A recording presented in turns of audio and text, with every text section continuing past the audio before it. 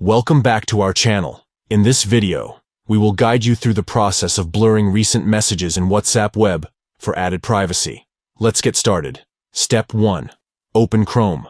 Step 2. Type WWeb Plus for WhatsApp in the search bar.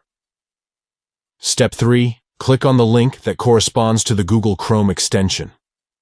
Step 4. Download the extension. Step 5. Open WhatsApp. Step 6. Click on the extension icon from the toolbar. Step 7. Once the extension opens, navigate to the Enhancement tab.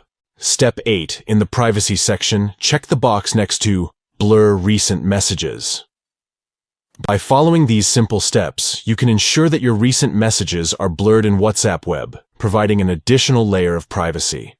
This feature is particularly useful if you share your screen or if someone else has access to your computer, as it helps protect your sensitive conversations. If you found this tutorial helpful, please give it a thumbs up and subscribe to our channel for more useful WhatsApp tips and tricks. Share this video with your friends who might find it beneficial in enhancing their WhatsApp privacy. Thank you for watching, and we'll see you in the next video.